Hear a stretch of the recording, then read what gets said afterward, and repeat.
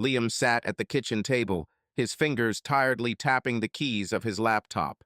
The screen glowed with a soft blue light, casting shadows on his face slightly haggard, with barely noticeable wrinkles around the eyes. He was 35, but sometimes he felt older, as if his years at the ad agency had sucked something important out of him. In front of him on the screen was another slogan, "Your dreams are our work."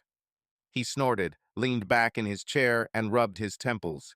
The words seemed empty, like most of what he had written in recent years. He once dreamed of creating novel stories that would make people pause as they turned the pages.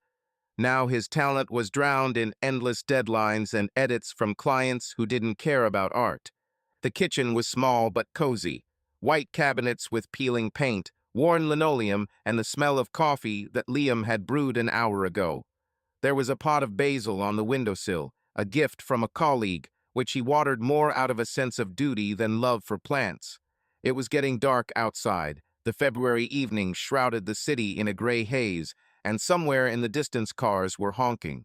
Liam looked at his watch, 1847.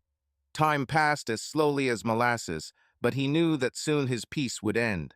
The kitchen door creaked open and Avery walked in. She wore a black dress that showed off her figure slim, but with the soft curves that Liam had once loved to picture in his mind. Her dark hair fell in waves over her shoulders, and her lipstick, a deep wine shade, made her lips look brighter than usual.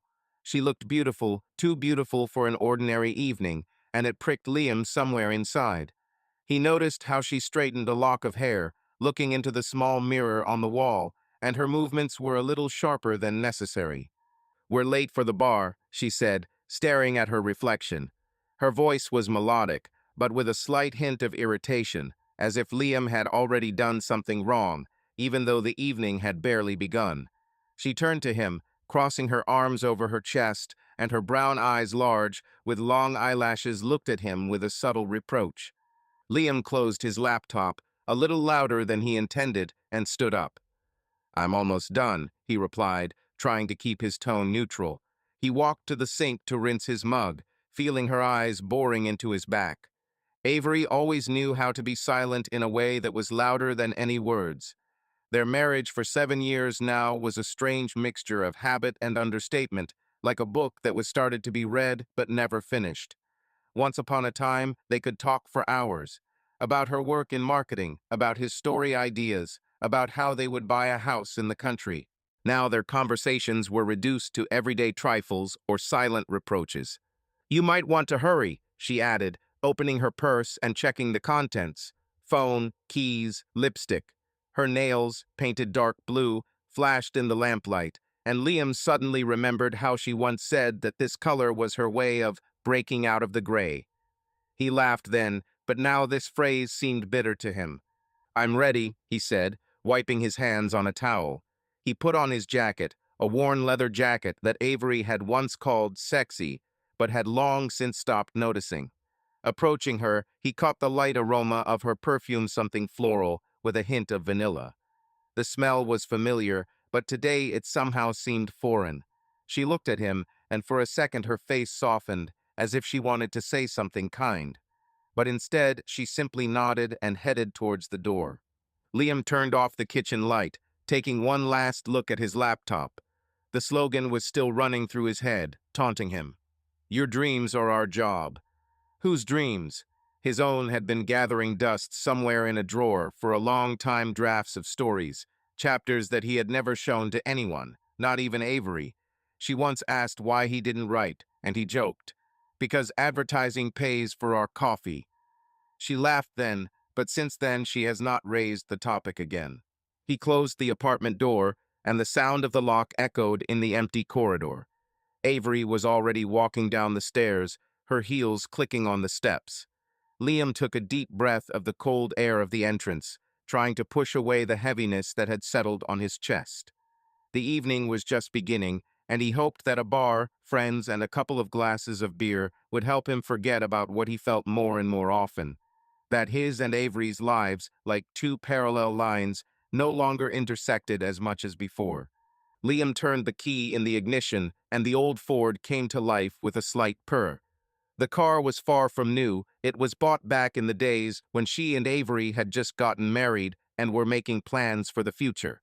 She laughed at his choice at the time, calling the gray sedan as boring as an accountant, but he insisted it was reliable. Now this safe choice seemed symbolic of everything that surrounded them. Familiar, predictable, a little shabby. The interior smelled of a slightly weathered fragrance, something like an ocean breeze, although Liam hadn't updated the rear-view mirror suspension in a long time. Outside the window, the February evening shrouded the city in a gray veil. Streetlights cast long yellow stripes on the wet asphalt, and rare passers-by wrapped themselves in scarves, hurrying home. Avery sat next to him in the passenger seat, her knees slightly pressed together and her fingers skimming the screen of her phone. The light from the screen illuminated her face, sharp cheekbones, a neat nose, dark eyebrows, which she frowned slightly while scrolling through something on social networks. She did not raise her eyes, and the silence that hung between them was heavy, like moist air before a thunderstorm. Liam gripped the steering wheel a little tighter, feeling the skin under his palms creaking with tension. He glanced at her quickly, but she didn't even move, completely absorbed in her world. Her black dress had ridden up slightly, exposing her knee, and he noticed that she was wearing the same black, low-heeled shoes that he had given her for their anniversary 3 years ago. She'd said they were perfect then, but now he wasn't sure if she remembered where they came from. The walk to the bar took about 20 minutes if there were no traffic jams, and Liam turned on the radio so that at least something would break the silence. An old rock hit something from the Rolling Stones, I think filled the cabin, but the sound was muffled, with a slight hiss from the speakers. He reached out to turn up the volume, but thought better of it. Maybe she doesn't need it. Maybe she doesn't notice at all. He leaned back in his seat, trying to concentrate on the road, but his thoughts stubbornly returned to her, to the Avery he knew 5 years ago. Everything was different then. They had just moved into this apartment, small, but their own, and they spent their evenings talking on the sofa with shabby upholstery. She worked as a junior marketer, he as a freelance copywriter, and they dreamed of more. Avery was his muse, not in some poetic sense, but real, living. Her ideas, her laugh, her habit of talking about clients with such fervor that he involuntarily began to take notes. One day, she suggested a plot for a story about a woman who leaves her husband for freedom, but then returns, realizing that freedom is empty. He then wrote the first pages, and she read them aloud, lying on his chest.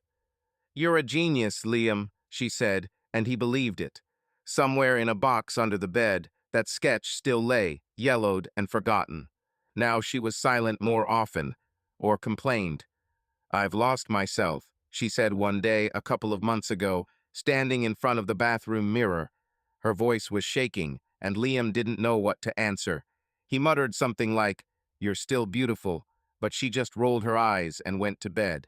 Since then, this phrase, "lost myself," has become her refrain, repeated at random moments, at dinner, in the car, before bed. He didn't understand what she meant, but he felt that it had something to do with him. Maybe he disappointed her. Maybe his work at the agency, his abandonment of the dream of writing, became for her a symbol of the same dullness from which she was running. He didn't ask. She didn't explain. Liam turned onto the main street, headlights picking out a gas station sign and several parked cars from the darkness. The traffic light flashed red, and he stopped, drumming his fingers on the steering wheel. Avery finally put her phone down, tossing it into her purse with a slight click, and looked out the window.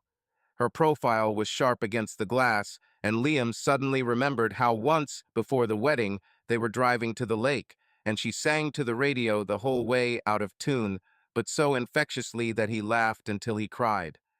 Then she was different, light, open, his. Now her face seemed like a mask, hiding something that he could not decipher. "Are you okay?" he asked, breaking the silence. His voice sounded hoarse, and he cleared his throat to hide his awkwardness. She turned to him, her lips twitching in a faint smile, but her eyes remained cold. "Yeah, just tired," she answered with a shrug. Her fingers fiddled with the strap of her purse, and this gesture, small, familiar for some reason, angered Liam. Tired? From what? From work? From him? From their life, which they built together? He wanted to ask, but instead nodded and turned to the road. The traffic light changed to green, and the car moved on. Outside the window, shop windows flashed, closed for the night, and rare passers-by with umbrellas. The city lived its own life, indifferent to what was happening in this old Ford. Liam turned on the wipers. The drizzle was leaving small drops on the windshield, blurring the headlights of oncoming cars. He thought that this trip to the bar was just another attempt to pretend that everything was fine.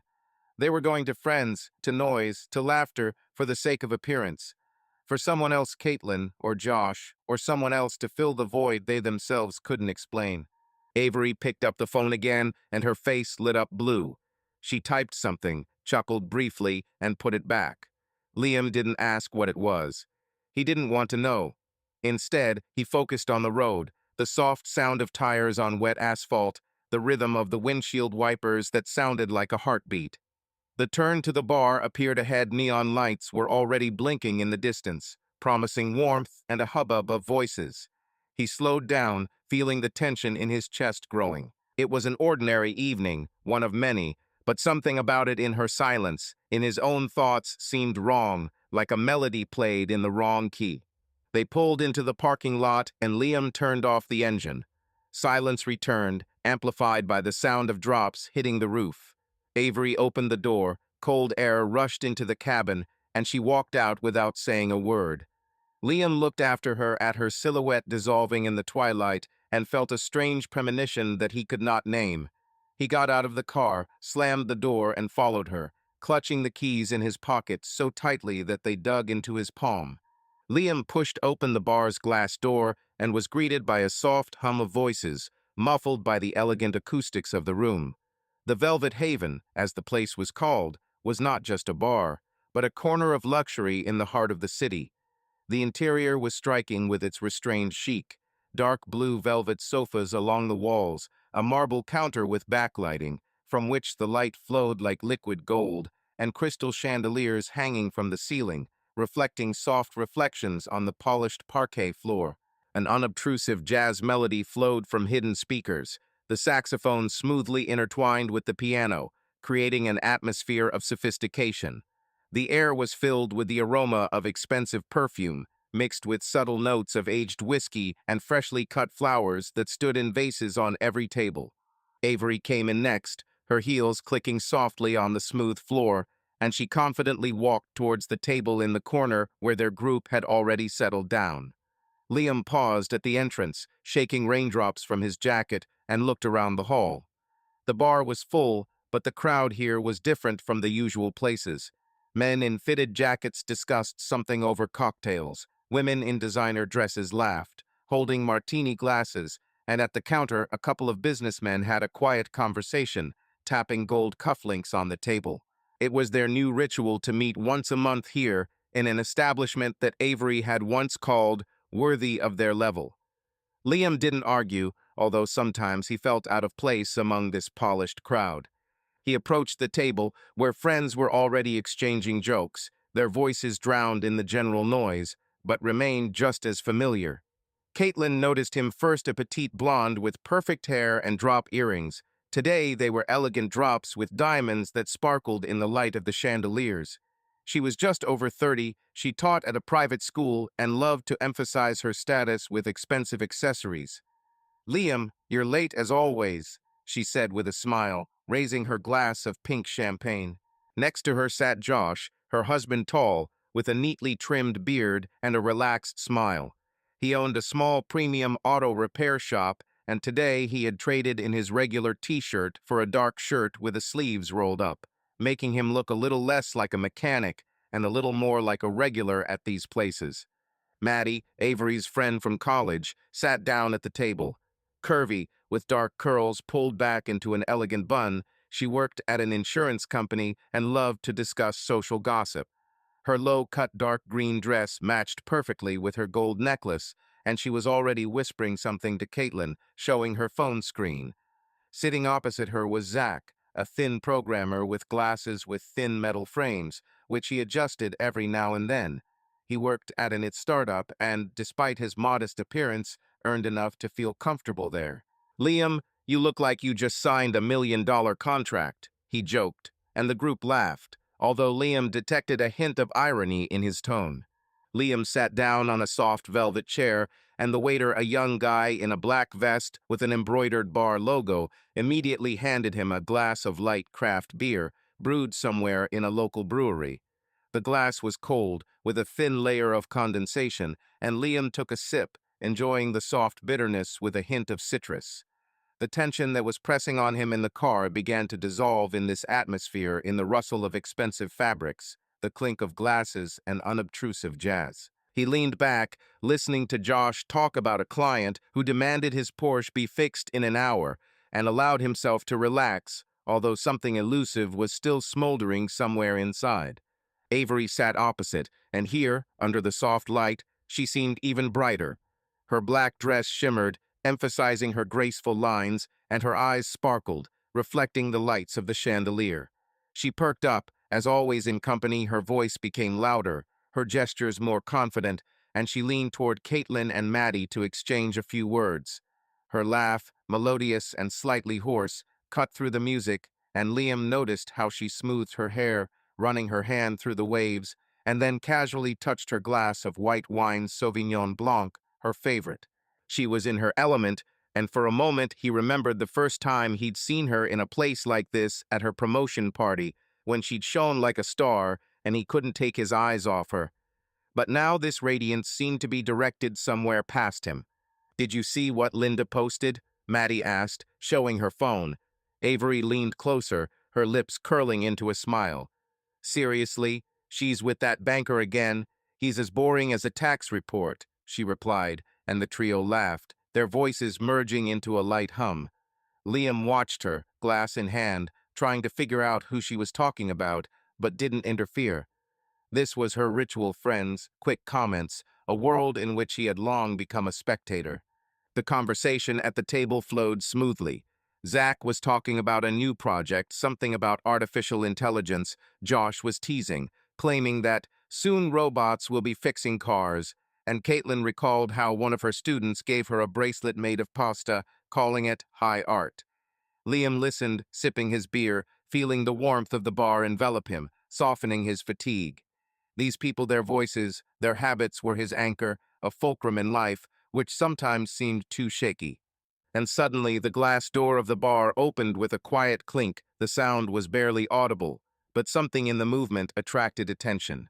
Liam looked up, as did several people around him. A man appeared in the doorway, tall, with broad shoulders, in a dark blue jacket that fit him perfectly, emphasizing his athletic figure. His dark hair was slightly disheveled, but with that perfect carelessness that betrayed an expensive stylist, and his smile, confident, slightly mocking, made people involuntarily turn around. He nodded to the bartender with the ease of a man who was not here for the first time, and walked to the counter, attracting glances like a magnet.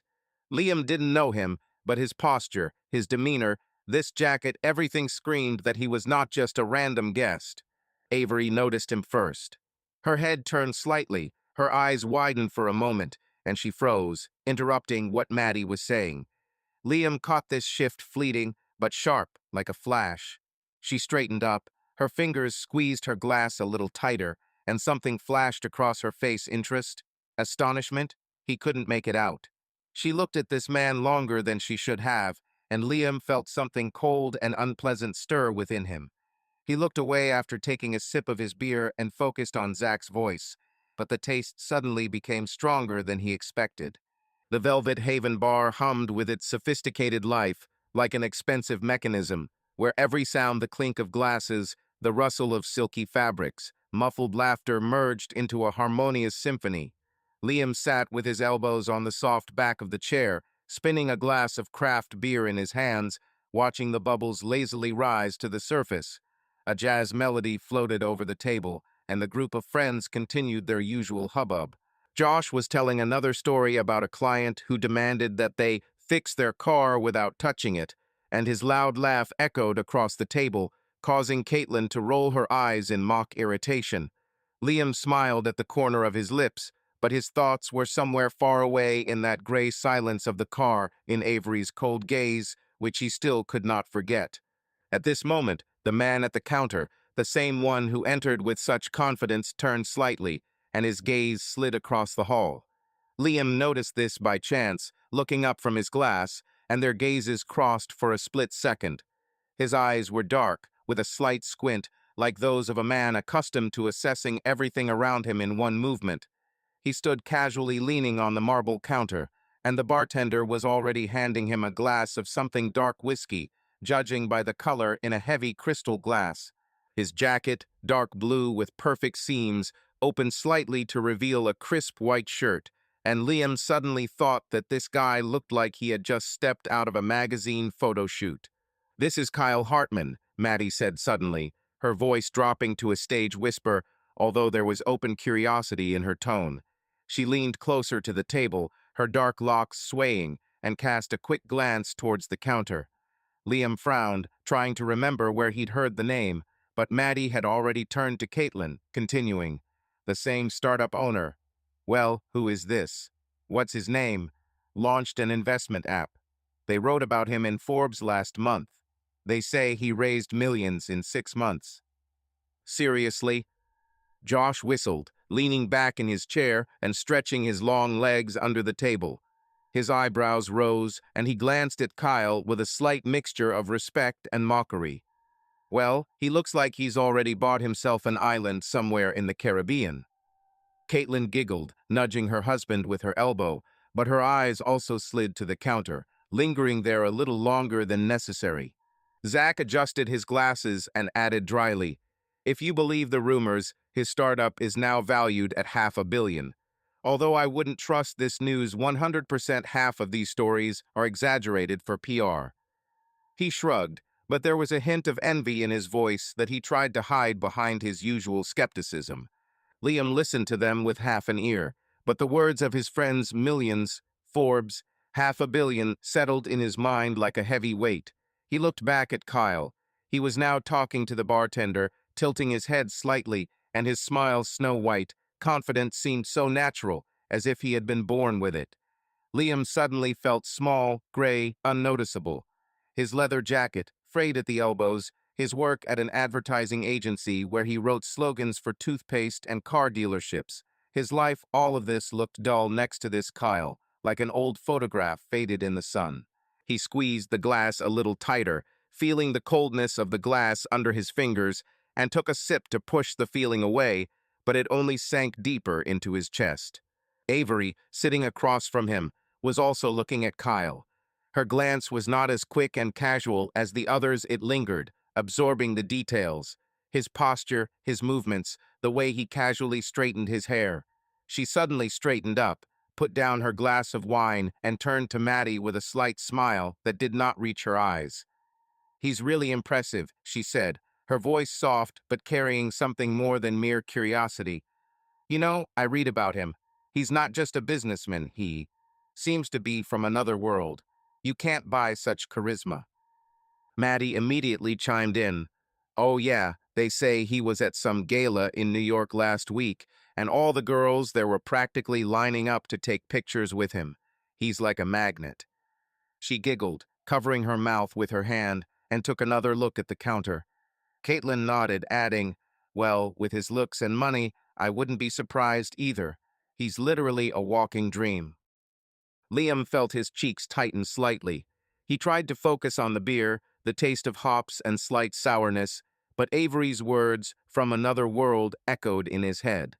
She rarely spoke of anyone with such admiration, and it pricked him like a thin needle. He glanced at her. Her eyes were still fixed on Kyle, her lips were slightly parted, and her fingers were fiddling with the edge of the napkin on the table, a gesture that she made when she was carried away. She looked alive, bright, almost alien, and Liam suddenly remembered how she once said that she wanted to live in such a way that she would be noticed. He laughed then, but now the phrase took on a new meaning. "Well, he obviously knows how to present himself," Josh said, interrupting the flow of female voices. "Look, even the bartender treats him like a king." Indeed, the bartender, the same guy in the black vest, was already refilling Kyle with whiskey, although he didn't even ask, and smiled wider than the other guests. Kyle nodded in response briefly, but with that confidence that left no doubt. He was used to such an attitude. Avery spoke again, her tone a little dreamy. It's not just about the money, you know. He has style, the look. It's like he knows what he wants and he takes it. She fell silent, looking at Kyle, and Liam noticed how her fingers stopped fiddling with the napkin and froze. Her words hung in the air, and for a second there was silence at the table, which was immediately broken by Caitlin. Well, if I were free, I definitely wouldn't refuse dinner with this. She laughed and Maddie joined in, but Liam felt his throat tighten. He looked away from Avery and looked at Kyle again. He now turned slightly, looking around the room, and his eyes again slid over their table without lingering, but with a slight hint of interest. Liam didn't know if he even noticed them, but it didn't matter. Next to this man with his thousands of dollars jacket, with his reputation, with his aura of a winner, he felt like a shadow. His work, his dreams of writing, which he buried under a pile of bills, his everyday life, all of this suddenly became so small, so insignificant. He took another sip of beer, but the taste seemed as bland as water. Avery continued to look at Kyle, her face lit up, and she said something quietly to Maddie Liam didn't hear, but from her smile he realized that it was something enthusiastic. He clenched his jaw, trying to push away this feeling, a mixture of uncertainty and something darker that rose from the depths. Jazz was still playing, the bar was buzzing, and Kyle stood at the bar like the center of attraction, not suspecting or maybe knowing full well what an impression he was making. The Velvet Haven bar pulsed with a sophisticated energy. The jazz melody gave way to something more rhythmic with soft bass beats and a slight shimmer of keys, and several couples had already moved to a small area by the window, where the light of the chandeliers mixed with dark blue shadows. Liam sat clutching his glass of beer and listened to Josh finish yet another story about a client, but his thoughts were still spinning around Avery's words about Kyle's style, look, different world. They sounded in my head like an annoying melody that could not be turned off. He tried to push them away, focusing on Caitlin's laughter, the way Zach adjusted his glasses, the cold glass under his fingers, but something inside had already begun to smolder, like coals under a thin layer of ash. The conversation at the table suddenly stopped. Liam looked up and saw Kyle Hartman, the one his friends were whispering about, walk away from the counter. His movements were smooth, confident, like those of a man who knows that every step is noticed. He held a glass of whiskey in his hand, shaking it slightly so that the ice clinked softly against the crystal. The jacket fit him perfectly, emphasizing his broad shoulders, and even in this dim light, he looked like he owned the entire bar. Liam tensed, not understanding why, until he realized that Kyle was walking straight towards their table. The friends fell silent, as if someone had pressed pause. Caitlin stood up straight, her earrings swaying, Maddie bit her lip, and Josh leaned back in his chair with a slight grin, as if he was waiting for a show. Kyle stopped a couple of steps from the table, his dark eyes scanned the company, and that same smile appeared on his lips, snow-white, slightly mocking, but warm, as if he had already known everyone here for 100 years. "Good evening," he said, his voice low, with a slight hoarseness that made it even more attractive. He bowed his head slightly, as if in greeting, and placed his glass on the edge of the table with such ease that it looked almost theatrical. "I didn't want to interrupt, but I noticed you from the counter. Good company." His gaze scanned the faces from Zach, who sheepishly adjusted his glasses, to Josh, who nodded in response, and settled on Avery. Liam felt his throat go dry. He took a sip of beer, but the taste seemed sour. Kyle looked at Avery a little longer than the others, and there was something in that look, not just interest, but confidence, as if he had already decided that she stood out. Avery looked up, her fingers hovering over her glass of wine, and Liam saw her cheeks turn slightly pink subtly, but enough for him to see. "I'm Kyle," he continued, as if his name needed introduction, even though everyone at the table already knew who he was. "I'm glad to see that people know how to relax here." His tone was light, but there was a sense of strength in it, a habit of holding attention. Maddie giggled, Caitlin smiled wider, and Josh muttered something like, "Well, we're trying." Kyle nodded as if this was exactly the reaction he was waiting for, and then his gaze returned to Avery.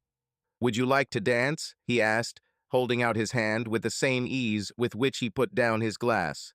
His words hung in the air, and Liam felt his heart skip a beat. It was not just an invitation, it was a challenge thrown so naturally that it seemed more difficult to refuse than to agree. Avery froze. Her eyes flickered to Liam a quick, sharp glance, full of a mixture of emotions: defiance, guilt, momentary hesitation. Liam looked at her without looking away, and at that moment the whole bar, jazz, laughter, clinking glasses narrowed to this tiny space between them. He saw how her lips trembled, how she swallowed, and realized that she had already made a choice before even getting up from her chair. She slowly pushed her glass away, stood up, her dress rustling softly, and took Kyle's hand. Her movements were smooth, but Liam noticed a slight trembling in her fingers, or was it his imagination? "Why not?" she said, her voice quieter than usual, but there was a hint of excitement in it that Liam hadn't heard in a long time. She took one more look at him, a brief, almost apologetic one, and followed Kyle toward the landing, where several couples were already rocking. Liam watched them leave, feeling his fingers squeezing the glass so tightly that the glass might crack. Kyle led Avery toward the center, his hand resting confidently on her waist, a little lower than the proper distance required. They began to dance, and the music that damned jazz with its rhythmic bass seemed to adapt to them. Kyle moved easily, with the grace that comes from confidence, and Avery followed, her body relaxed, her head tilted back slightly, her dark hair swaying in time with her steps. They were too close, not just dancing, but as if dissolving into each other, and Liam saw Kyle's hand slide a little lower, pulling her closer. His world was falling apart at the seams. He felt it physically, as if something inside him was tearing with a quiet, painful sound. Every step Avery took, every turn of her head, every little laugh that he caught even through the music pierced him like shrapnel. He watched as Kyle leaned towards her, whispering something. Liam did not hear the words, but saw how her lips stretched into a smile, how her eyes sparkled. This was not the same Avery who sat in the car, cold and distant. This was another woman, alive, bright, alien. The friends at the table were silent, but Liam could feel their gazes. Caitlin coughed, Maddie turned to the phone, Josh pretended to drink beer, although his glass was empty. Zach muttered something about a code, but no one answered. The silence at the table was louder than the noise of the bar, and Liam knew they were seeing what he was seeing. His wife in the arms of another man, too close, too natural. He couldn't look away. Kyle turned Avery, her dress swirling to reveal her knee, and her hand rested on his shoulder, fingers curling slightly. They moved in perfect rhythm, as if they had rehearsed this 1,000 times, and Liam suddenly remembered dancing with her himself at a wedding to a slow song, awkwardly but happily. Then she laughed at his steps, and he held her as if she were his whole world. Now this world was slipping away, dissolving in the hands of others.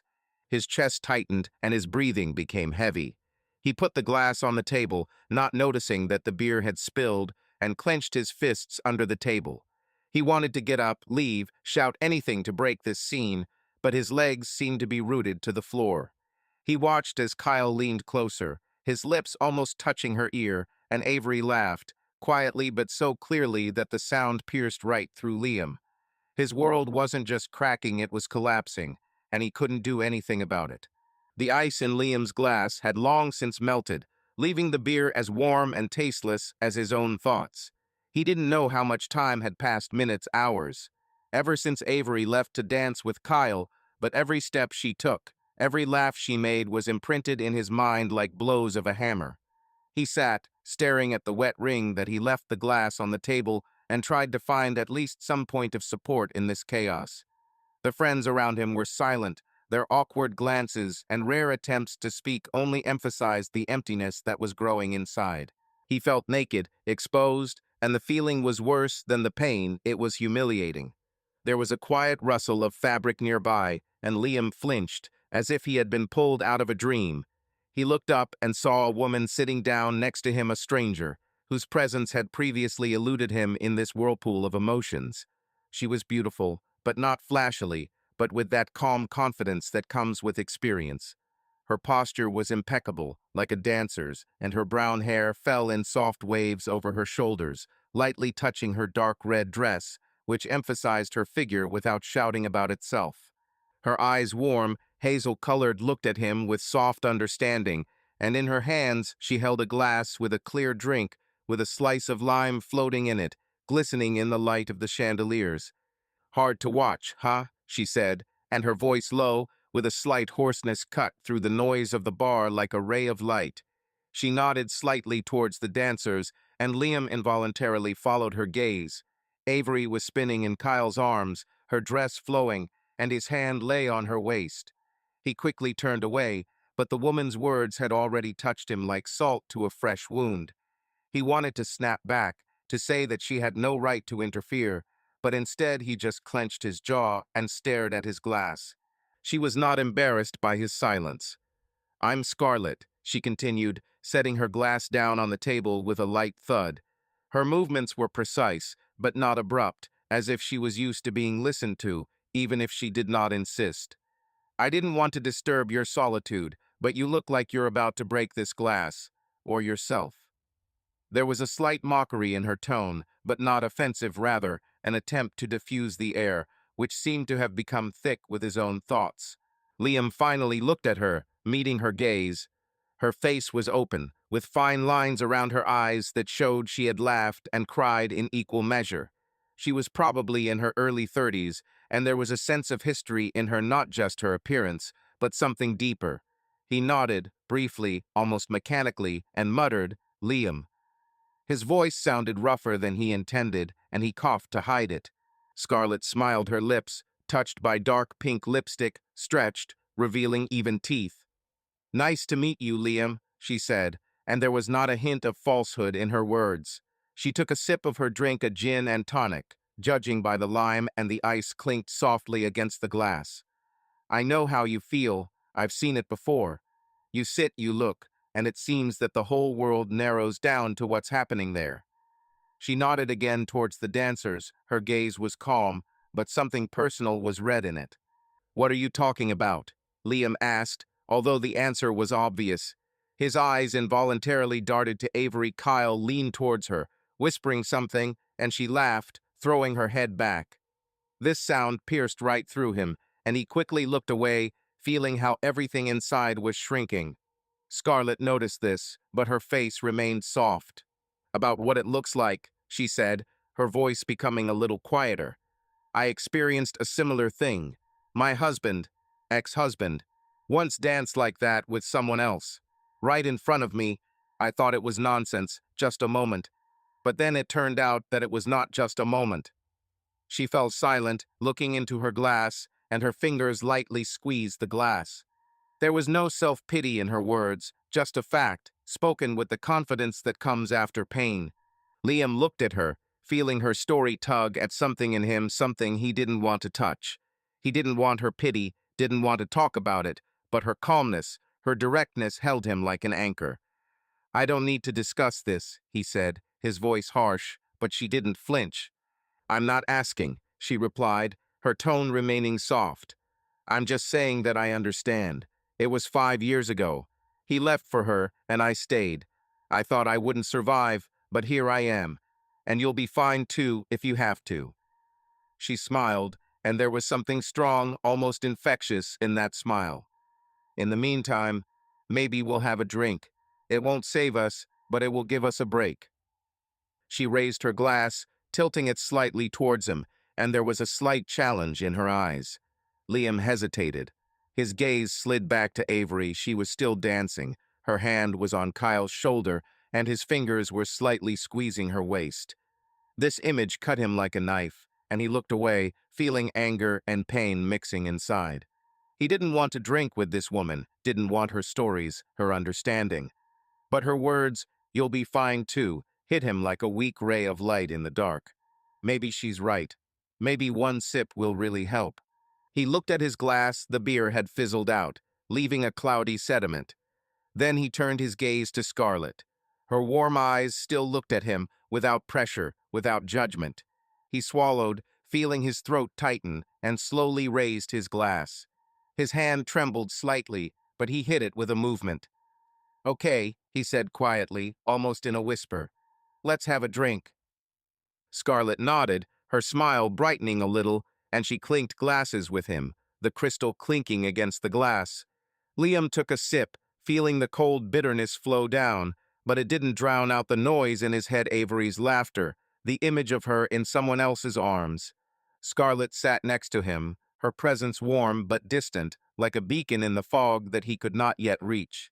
The subtle clink of the crystal as Scarlett clinked her glass with it still echoed in Liam's ears, but the sound did not bring relief.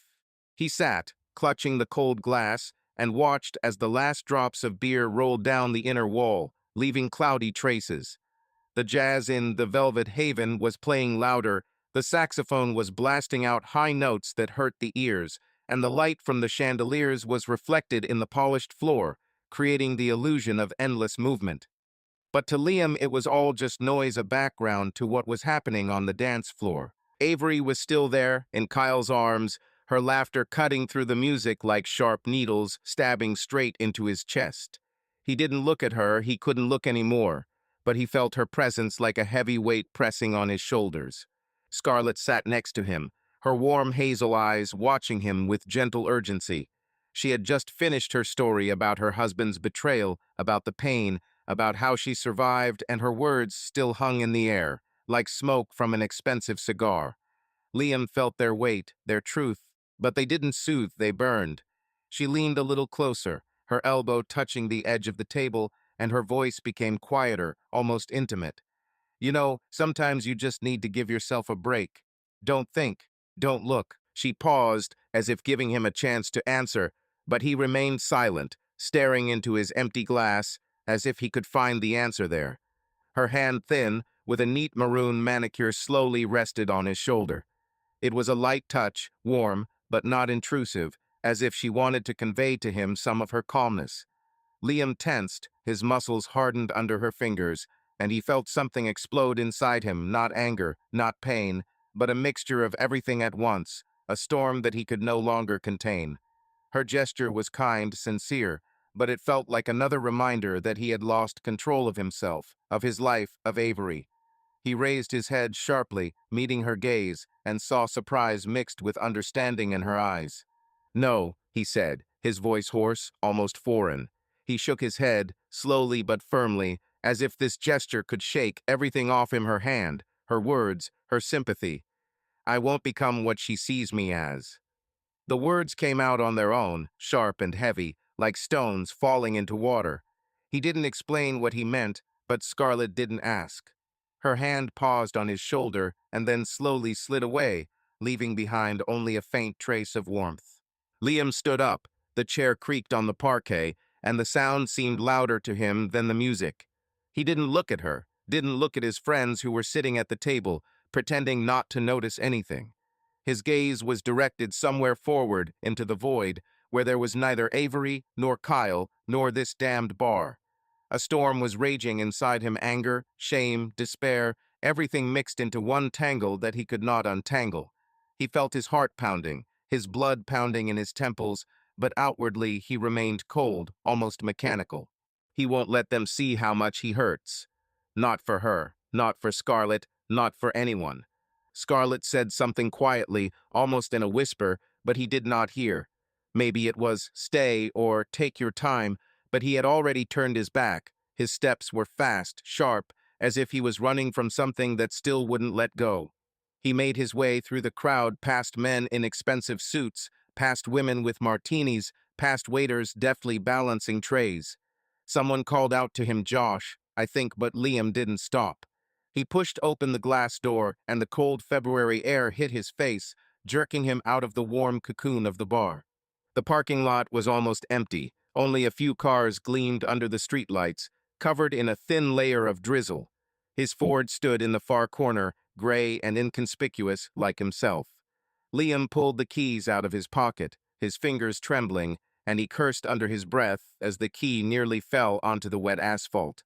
He opened the door, collapsed into the driver's seat, and slammed it with such force that the glass rattled. The cabin was cold, smelled of old leather and weathered fragrance, and this silence sharp, Deafening was both salvation and punishment. He gripped the steering wheel, his knuckles turning white, and stared into the void in front of him. An image of Avery flashed through his mind, her smile, her hair, her hand on Kyle's shoulder.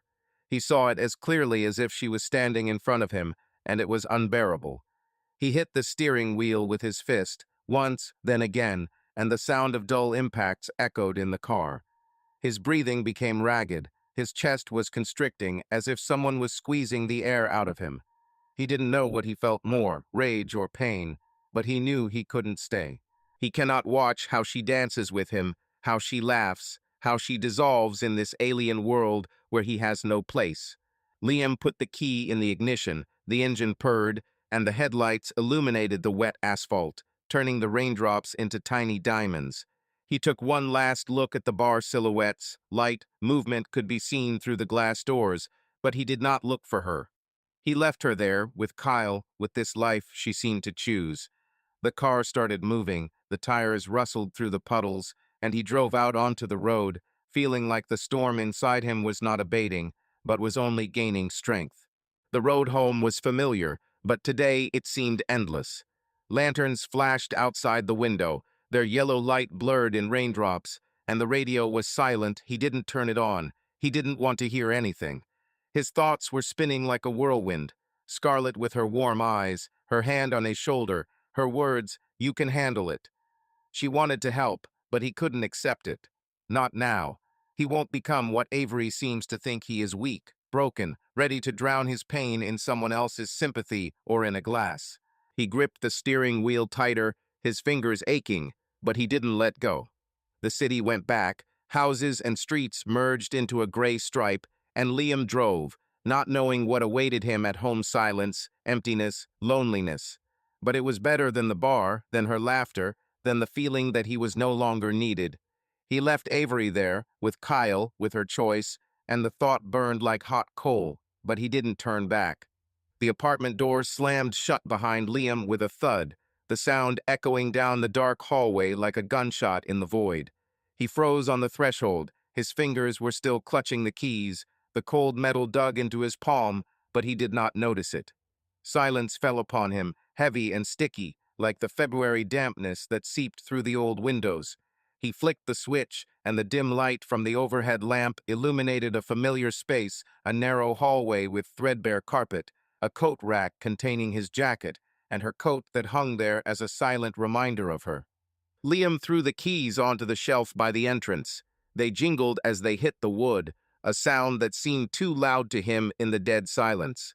He walked into the kitchen, his steps echoing loudly from the linoleum, and stopped at the table where his laptop still lay, the same one on which he wrote another slogan today. The screen was black, like a mirror, reflecting his own face, haggard, with dark circles under his eyes and a tense line of his mouth. He turned away, not wanting to see himself like this. The storm that began in the bar was still raging in his chest: anger, pain, humiliation, and here, alone, it only grew stronger, like the wind gathering strength before a storm. He didn't know what he was waiting for, but his legs carried him on their own from the kitchen to the living room, from the living room back, as if movement could drown out his thoughts. The clock on the wall was ticking, its monotonous rhythm grating on the ears. The hands showed 11:47 p.m., and Liam stopped, staring at them. Time passed slowly, like thick syrup. Every minute seemed like an eternity. He pictured Avery in the velvet haven, her smile, her hair, her body pressed against Kyle, and the image flashed so brightly in his head that he couldn't help but clench his fists. Where is she now? Still there? Still with him? He tried to push these thoughts away, but they returned like annoying flies, circling around him, giving him no peace. He went to the window, pulled back the curtain, and looked out into the street. It was dark behind the glass, only rare streetlights cast yellow spots on the wet asphalt. The rain intensified, drops knocked on the windowsill, and this sound was the only thing that broke the silence. Liam looked at the empty parking lot below, their Ford parked in the corner, and suddenly remembered how he and Avery went to the lake in the first year of marriage. She sat in the passenger seat, barefoot, her hair wet from her swim, laughing as he tried to tune the radio. Then she was his, completely, completely, Now he didn't even know if she would return today. He turned away from the window and began to walk from wall to wall, from the sofa to the kitchen, from the kitchen back. His steps were fast, almost convulsive, as if he was trying to escape from himself. The floorboards creaked under his weight, the old sofa with worn upholstery looked at him like a silent witness, and on the coffee table lay her magazine, a glossy one, with some model on the cover. Liam picked it up, flipped through a couple of pages, a perfume ad, an article about 10 ways to bring back your passion, and threw it back, with such force that the magazine slid to the floor. The clock struck midnight, a low, booming sound that made him flinch. He stopped in the middle of the room, looking at the arrows, and felt his breathing getting heavier. She should have been here. She should have left with him, not stayed there, with this. Kyle. He pulled his phone out of his pocket, his fingers trembling as he opened his contacts list. Her name, Avery, glowed at the top, and he pressed the call, bringing the phone to his ear. The beeps came one after another, long, monotonous, like the ticking of a clock, but there was no answer. He waited, gripping the phone until the plastic creaked, but the line was silent. He dropped the call and immediately dialed again, more beeps, more silence. The images in my head became brighter, her laughter, her hand on Kyle's shoulder, his hand on her waist. He threw the phone on the sofa, it bounced and fell to the floor with a thud. Liam walked into the kitchen, opened the cabinet above the sink, and took out a bottle of whiskey cheap, bought back in the fall for some evening with friends. The glass was cold, the label had peeled off slightly on the corner, and he placed it on the table with a sound as if it was a death sentence. He took a glass, a simple one, with a small crack at the edge and poured whiskey, watching the amber liquid splash, reflecting the light of the lamp. The smell was sharp, with a hint of oak and alcohol, and he lifted the glass to his lips, feeling the warmth of the bottle contrast with the coldness in his hands. But he didn't drink. He froze, looking at the liquid, and suddenly remembered what Avery had once said, "You always stop halfway." It was about his writing, about his dreams, but now these words sounded different, like an accusation, like a mockery. He put the glass on the table without taking a sip and walked away to the sink. His hands rested on the edge of the tabletop, his fingers squeezed the cold metal, and he stared into space. The clock showed 1 in the morning, the hands moved inexorably, as if mocking him. He began to walk again from the sink to the table, from the table to the window, his shadow darting along the walls like a ghost. Images flashed through my head. Her eyes when she looked at him before the dance, a mixture of defiance and guilt. Her dress flowing to the rhythm of the music. Kyle's hands resting confidently on her body. He squeezed his head with his hands, trying to push these pictures out, but they only became clearer, brighter, more painful. Liam returned to the phone and picked it up from the floor. The screen was intact, but the battery was almost dead. He dialed it again, the third time, and again the beeps were long, endless, like his weight. He hung up the call without waiting for the end and threw the phone on the table next to his whiskey. His gaze fell on the glass, and he felt the temptation to drown it all in alcohol, drown out the noise in his head, forget her laughter, her look, her choice. But he didn't touch it. He will not be the one who gives up, who drowns. Not today. He walked up to the sofa, collapsed on it without taking off his jacket, and stared at the ceiling. The crack in the corner, which he had promised to paint over in the summer, looked at him like an old scar. The clock was ticking, the rain was pounding, and he lay there, feeling like the storm inside him was not abating, but only growing. He waited, not knowing what, not knowing why, and each blow of the second hand was like a blow to his nerves. The city shone behind the huge windows of Kyle's loft, like a scattering of diamonds on black velvet. Avery stood by the glass, her fingers lightly touching the cold surface, leaving barely noticeable prints. She looked down at the streets, where cars flashed like fireflies, and felt her heart beating a little faster than usual. The loft was stunning, an open space with high ceilings, concrete walls covered in abstract paintings, and furniture that looked like it belonged in a magazine. A long gray suede sofa, a glass table with chrome legs, a kitchen with black marble, and a built-in coffee machine that probably cost more than her monthly salary. All this was not just a home, It was a world that she had read about in glossy magazines, and now she stood at the center of it. Kyle approached from behind, his steps almost silent on the polished floor. He held two glasses of red wine in his hands, the dark liquid swaying slightly, reflecting the light of the pendant lamps. He handed one to her, and she turned, accepting it with a small smile. "What are we drinking for?" she asked. Her voice was soft, but there was a hint of playfulness in it that she had not noticed in herself at the bar. "To beautiful women who make the night more interesting," he replied, his dark eyes sparkling as he raised his glass. His smile was the same confident, slightly mocking, but one from which it was impossible to look away. They clinked glasses, the glass clinked softly, almost musically, and Avery took a sip. The wine was tart, with notes of black currant and something else she couldn't name expensive, like everything else around it. "Do you always say that?" she asked, tossing her hair over her shoulder and looking at him over her glass.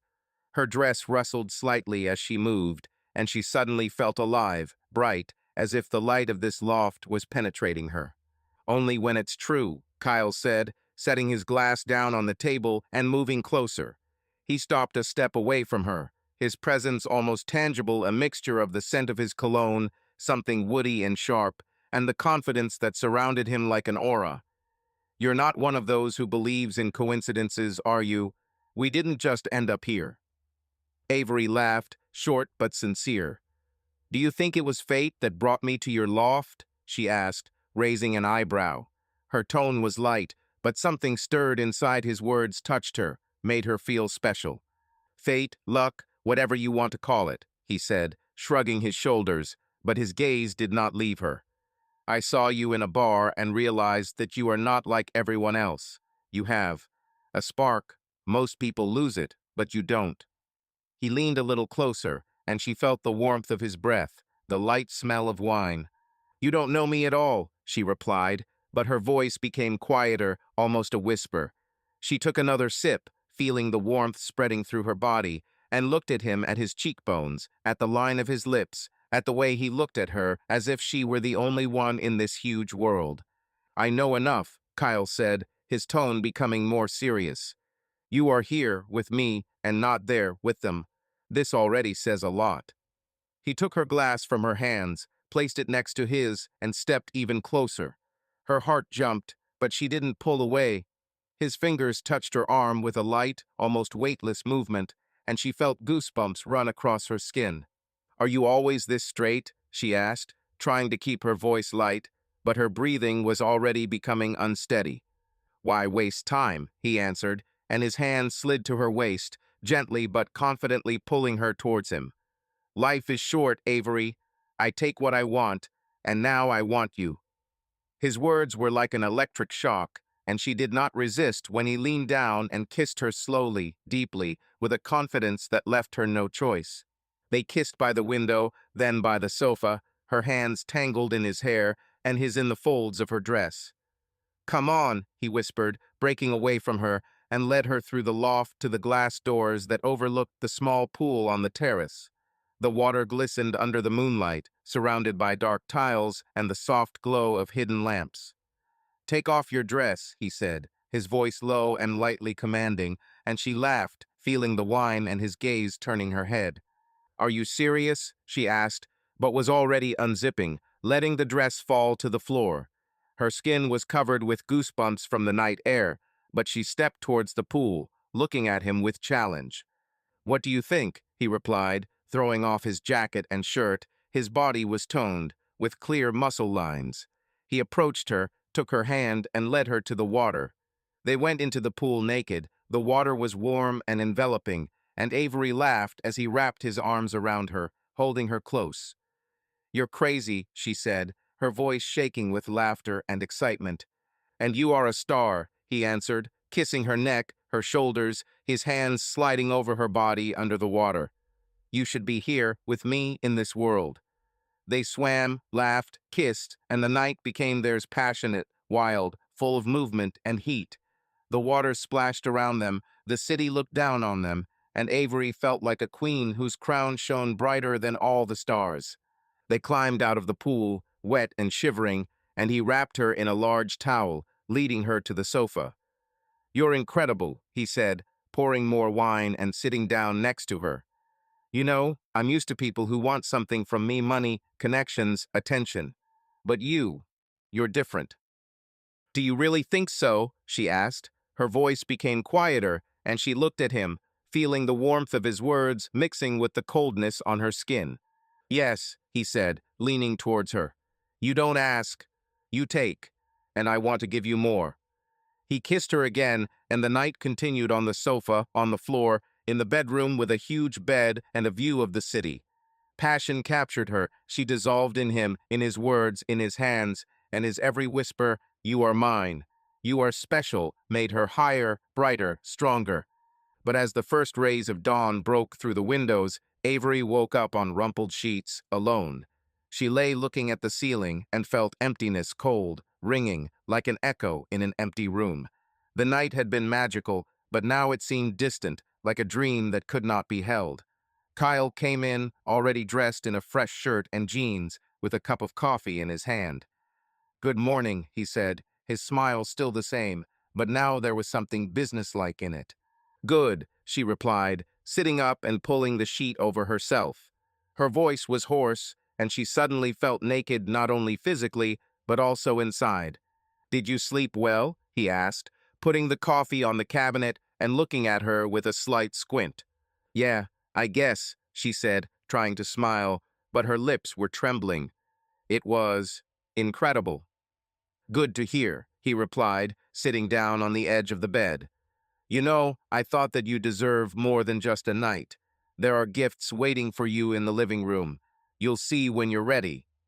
He stood up, his tone was light, but there was a sense of distance in it. "I need to go to a meeting. Stay as long as you want." "Present?" she asked, her eyebrows raised, but the emptiness inside only grew. "You'll see," he said with a wink and walked out, leaving her alone. She sat looking at the closed door and felt the magic of the night dissolve, leaving behind only cold and silence. The morning light bathed Kyle's loft in a soft gold, reflecting off the glass surfaces and concrete walls, turning the space into a scene straight out of a design magazine. Avery stood in the middle of the living room, barefoot, still wrapped in the sheet she had taken from the bed. Her dark hair fell over her shoulders in tangled waves, and her skin was covered with goosebumps from the coolness that hung in the air despite the warm rays of the sun. She felt out of place, small, lost in this huge, flawless world, where everything screamed about wealth and status. The night with Kyle left a strange aftertaste in her, a mixture of euphoria and emptiness, like after an overly vivid dream that dissolves with the first rays of day. Kyle entered the room, his steps confident as always. He was already dressed, a white shirt, slightly unbuttoned at the collar, dark jeans, his hair neatly styled, but with a slight carelessness, which made him even more attractive. He held a cup of coffee in his hands, the steam rose in a thin stream, and he looked at her with the same smile, confident, slightly mocking, but now there was something businesslike, almost distant in it. "You're still here," he said, placing the cup on the glass table and moving closer. His voice was low, slightly hoarse, and there was a mixture of surprise and pleasure in it. "I thought you'd already run away like Cinderella after the ball." Avery smiled weakly, her fingers gripping the sheet tighter. "I'm not Cinderella," she answered, trying to keep her tone light, but her voice wavered. She looked at him, at his cheekbones, at his dark eyes, which yesterday seemed so close, but now distant, like the stars outside the window. "Definitely not," Kyle said, his gaze sweeping over her, from her disheveled hair to her bare feet. "You are better, and you deserve better than just one night." He took a step to the side, towards a long sofa, where several boxes lay white, with gold ribbons neatly stacked. "I told you about the gifts. Here they are. Look." Avery frowned, her eyebrows knitted together, and she slowly walked towards the couch. The boxes looked expensive, smooth paper, embossed logos of some brands that she had only seen in boutique windows. She reached out and touched the top box, her fingers trembling slightly. "What is this?" she asked. Her voice was quiet, almost a whisper. "Open it and you'll see," Kyle said, crossing his arms and watching her with a small smile. You don't think that I'll let you go empty-handed after such a night? She looked at him, trying to see if he was joking, but his gaze was serious, although with that familiar sparkle. Avery untied the ribbon on the first box, opened it, and froze. Inside lay a dress black, silk, with a deep cutout on the back. The fabric shimmered in the light like liquid onyx. She ran her fingers over the material, feeling its softness, and her breath hitched. It wasn't just a dress, it was a dream, something she could wear on the red carpet rather than in her everyday life. This is incredible, she said, looking up at Kyle. But why? Because you're worth it, he replied, his tone becoming a little softer. He walked closer, picked up the second box, and opened it himself, pulling out another dress, a dark emerald one with thin straps and a hem that flowed to the floor. And this too. You should wear things like this, Avery. You are not made for dullness. He put the dress back and opened the third box, a small velvet one. A bracelet sparkled inside thin gold, with a scattering of small diamonds that caught the light and sparkled like stars. Avery looked at him, her mouth dropped open, and she felt her heart clench. Kyle, this is too much, she said, shaking her head. I can't. It's too expensive. Expensive? He asked, his eyebrows raised, and he laughed briefly, but sincerely. For me, this is a small thing, but for you, it's the beginning. You have to get used to this. For the better. You saw how I live. It's not just money, it's a way of life, and you could be part of it. She froze, her fingers still touching the bracelet, but his words, part of him, hit her like a cold wind. She looked at the gifts, at Kyle, at this loft, and suddenly felt something click inside her. The image of Liam flashed in her head, his face, haggard but familiar, his hands that had held her 1,000 times, his voice, quiet but warm. The night with Kyle had been as bright as fireworks, but now, in this morning light, it seemed as empty as a burnt match. I can't, she said, her voice firmer than she expected. She let go of the bracelet, stepped back, and looked into Kyle's eyes. I love my husband. I will not leave him. Kyle fell silent, his smile slowly fading, but there was no anger in his gaze, only slight surprise and something similar to respect. He nodded, as if considering her words, and crossed his arms. Do you love me? He asked. His tone was calm, but with a slight challenge. Then why are you here? Why did you dance with me? Why did you stay? Avery swallowed, her throat dry. Because I wanted to feel different, she said, her voice wavering, but she continued. I wanted to be the one who gets noticed, the one who shines. But that doesn't mean I want to give up everything. Liam, he's my home. I won't leave him.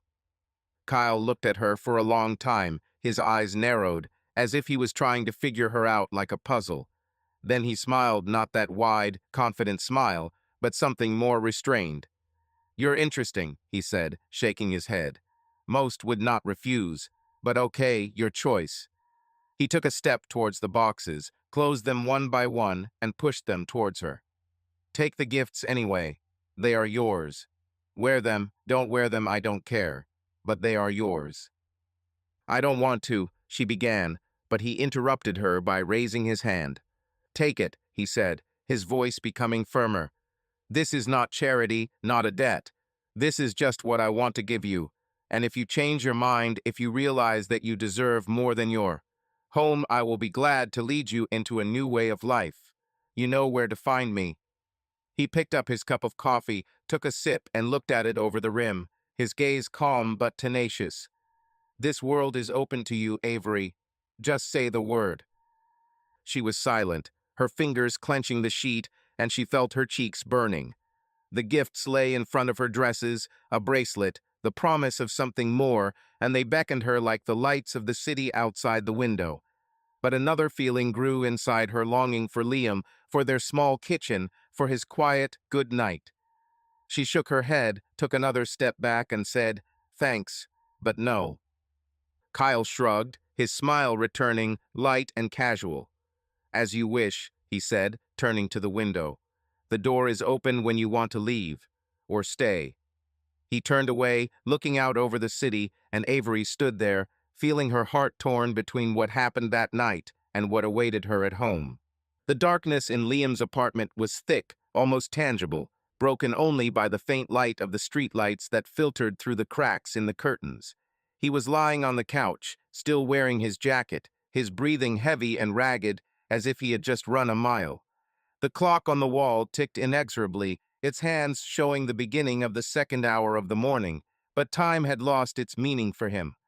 The silence of the house was oppressive, broken only by the sound of the rain hitting the windows and the creaking of the floorboards as he tossed and turned. His mind was like a seething cauldron, images of Avery and Kyle, her laughter, her look before the dance flashed before his eyes, giving no rest. He had already called her 3 times, but the ringing tone in response was like a mockery, and now the phone lay on the coffee table next to an untouched glass of whiskey. Liam sat up abruptly, his hair disheveled and his eyes burning with insomnia and anger. He could no longer wait in this emptiness, not knowing where she was, what she was doing, with whom. His hand reached for his phone, fingers trembling as he scrolled through his contact list. Avery was first, but he scrolled further, stopping at the name Caitlin. Avery's friend, the one who was at the bar, the one who saw everything. He pressed call, raised the phone to his ear and froze, listening to the long beeps. 1, 2, 3, his heart beat in rhythm until finally there was a click and Caitlin's voice, sleepy and reluctant, broke through the line. "Liam, why are you calling at this hour?" she asked, her words slightly slurred, as if she had just woken up. There was a rustling noise in the background. She was probably turning over in bed. "Where is she?" he blurted out. His voice was hoarse, almost alien. He did not delay, did not soften his tone. He needed to know now. The silence on the other end of the line dragged on, and he squeezed the phone harder, feeling the plastic creaking under his fingers. "Caitlin, where is Avery?" She sighed, long, tiredly, and this sound only added fuel to the fire of his anxiety. "Liam, I don't want to say this," she began, her voice becoming quieter, as if she was afraid of being heard. "She's with Kyle. She left the bar with him. She's at his house." The words hit him like a fist in the chest. He opened his mouth to say something, but his throat tightened, and he only exhaled, sharply, almost choking.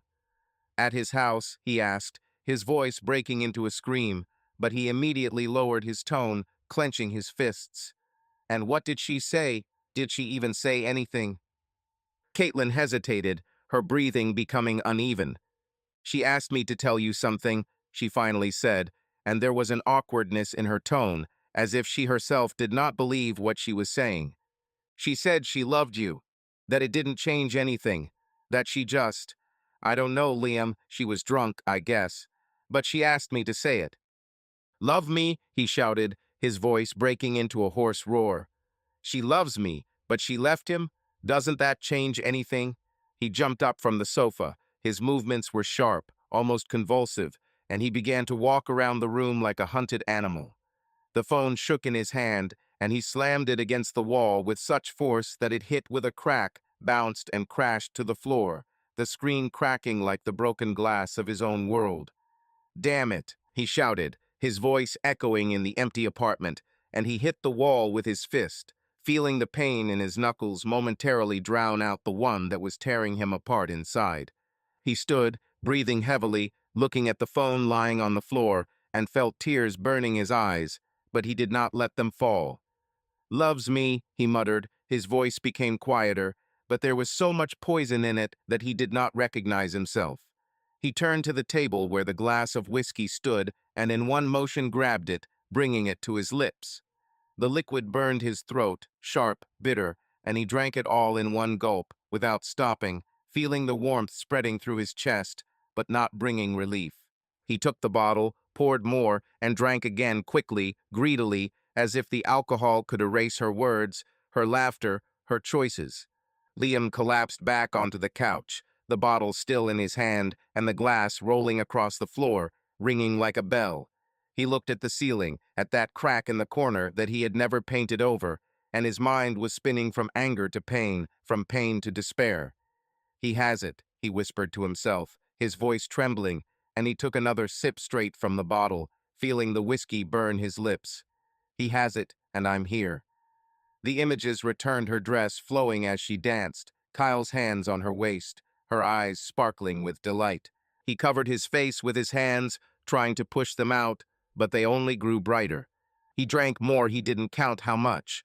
The bottle became lighter, his movements became slower, and his thoughts became cloudier. He remembered her words, relayed to Caitlin, "Loves you," wouldn't change anything, and laughed, hoarsely, almost madly, until the laughter turned into coughing. "Loves," he muttered, his voice becoming quieter, and he leaned back on the sofa, feeling the room begin to float. His hand with the bottle dropped, the whiskey spilled onto the sofa, leaving a dark stain, but he didn't care. The last thing he remembered was her face flashing before his eyes, and the sound of rain outside the window, which became muffled, as if it was going far away.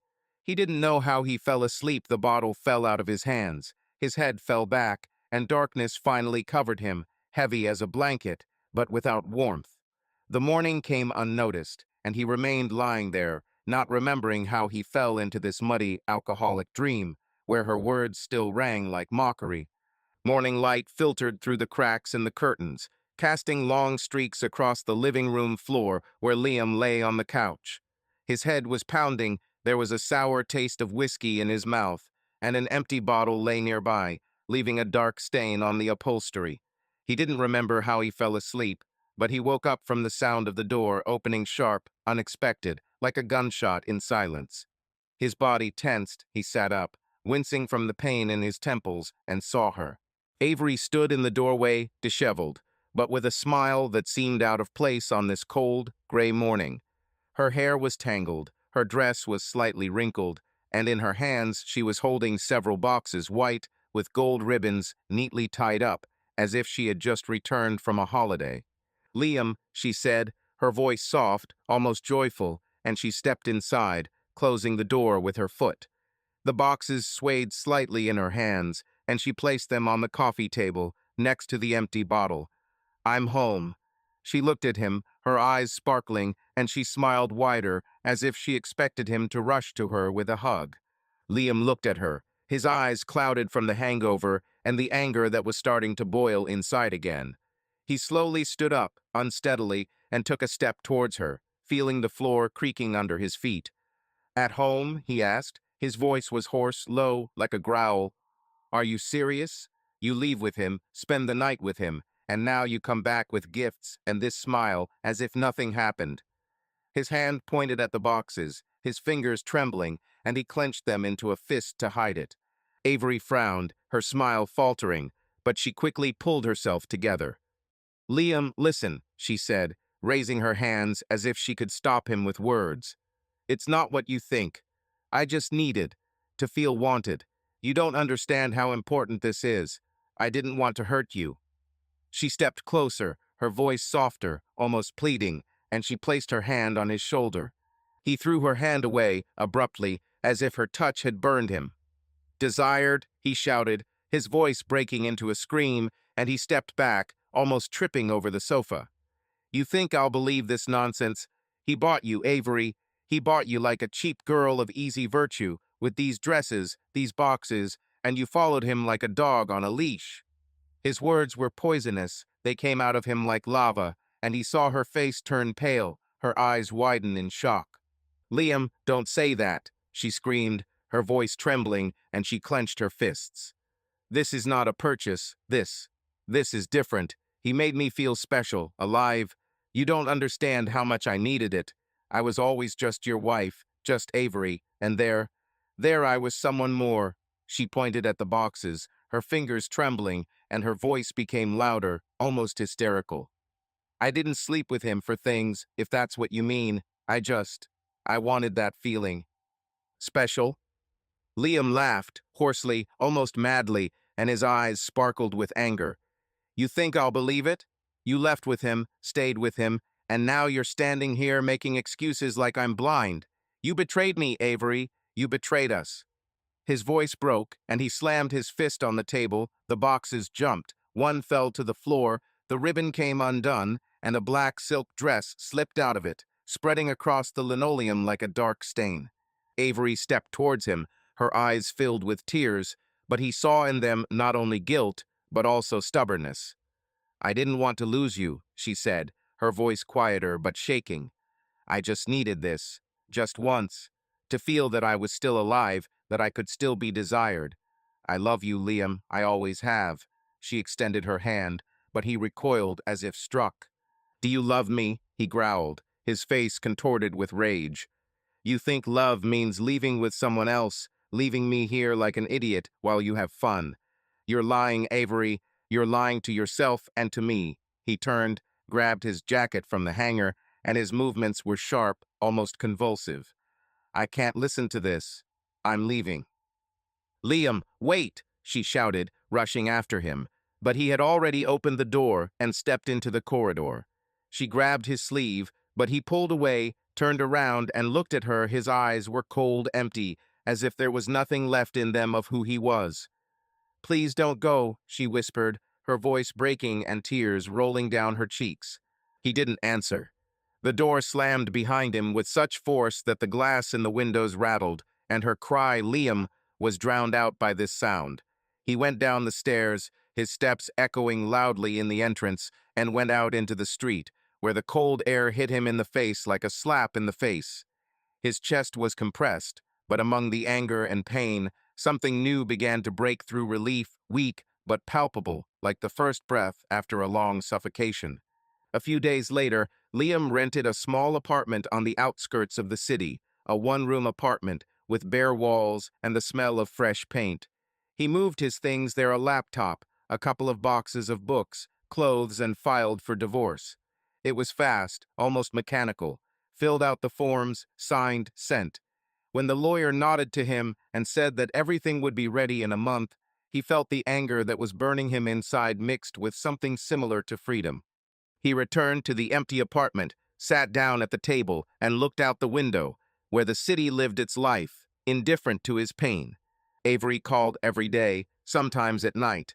Her name flashed on the screen of the phone he'd fixed after that night, and every time he heard her cry in the voicemails, "Liam, please talk to me. I didn't mean this. I love you." Her voice was full of tears, but he did not answer. He put the phone on silent mode, left it on the table, and went into another room, where silence was his only companion. He could not listen to her, not because he did not believe, but because her words no longer meant anything. A month later, the papers were signed.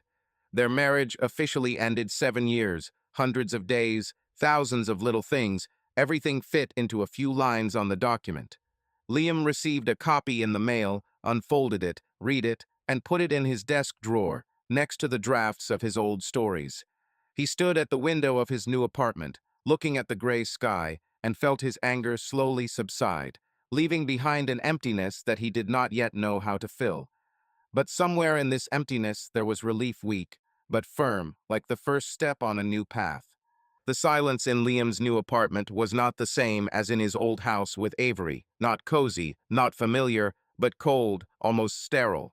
She enveloped him like the morning fog that spread outside the window, covering the gray roofs of the neighboring houses.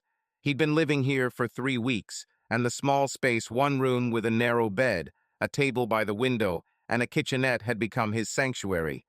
The walls were bare, smelled of fresh paint, and the only sound that broke the silence was the hiss of the old coffee maker that sat on the countertop. Liam sat at the table, holding a mug of black coffee in his hands, hot, without sugar, as bitter as his thoughts. He watched as the stem rose in thin streams, dissolving into the air, and felt how loneliness became his new companion. He lived alone, and it was strange not to hear her steps, her voice, her breathing. At first, the silence was deafening, but now he was starting to get used to it. Morning after morning, he got up, made coffee, sat down at the table, and looked out the window, where the city woke up slowly, lazily, as if reluctantly. His belongings, a laptop, several boxes of books, clothes, and the closet were the only traces of his presence. The divorce left him empty, but the anger that had burned through him the night he left Avery began to smolder quietly, turning into tired ash. He didn't know what to do with this freedom, but he felt it was his chance to start over. One morning, after finishing his coffee, he opened his laptop. The screen lit up, a blank document staring back at him like a challenge. He didn't write anything serious for years, only slogans, advertising texts, small notes. But now his fingers themselves reached for the keys, and he began. At first, slowly, uncertainty words about pain, about betrayal, about how the world that you considered yours is collapsing. He wrote about a man whose life fell apart because of betrayal, about his anger, about his loneliness. And then the words flowed like a river breaking a dam. He did not stop. The lines formed into paragraphs, paragraphs into chapters, and he felt something inside him come to life. It was a novel, raw, rough, but real, like his own wound. He wrote about the freedom that comes after a fall, about how a person collects himself from fragments, and with every word the pain became easier, as if he was pouring it out onto the screen. The days passed quietly. He drank coffee alone, looked out the window, and wrote. Words became his salvation. They flowed like never before, and he lost track of time, dissolving in this stream. Sometimes he stopped, reread, corrected, but more often he simply wrote, letting history guide him. It was not just creativity, it was a way to survive, to find meaning in the emptiness that was left after it. The apartment remained silent, but now the silence was not oppressive, it was the background for his work, for his new beginning. One day, after a couple of weeks, Liam decided to change things up. He was tired of these walls, the smell of paint, and the loneliness that permeated everything around him. Taking his laptop, he went to the cafe on the corner, a small, cozy place with wooden tables, soft lamplight, and the aroma of freshly brewed coffee. He ordered an espresso, sat by the window, and opened the document. The street behind the glass lived its own life. People were hurrying somewhere, cars were honking, and he wrote, immersed in his world. His fingers tapped the keys, the words flowed, and he did not notice anything around him until a voice jerked him out of this trance. "What is this about?" she asked, and Liam winced, looking up. Standing in front of him was a woman of about 30, with short brown hair, slightly disheveled, and warm green eyes that looked at him with sincere curiosity. She held a cup of coffee in one hand and a book in the other, her fingers lightly touching the tattered binding. She was wearing a dark jacket and a scarf, tied casually, and she smiled not widely, but softly, as if she didn't want to scare him off. He hesitated, closing the laptop halfway, as if defending his words. Just a romance," he said, his voice hoarse from the long silence. "Not finished yet." "I saw you writing," she said, nodding at his hands. "You looked like the whole world had disappeared. This is about something important, right?" Her tone was light, but there was no mockery in it, only interest, pure and genuine.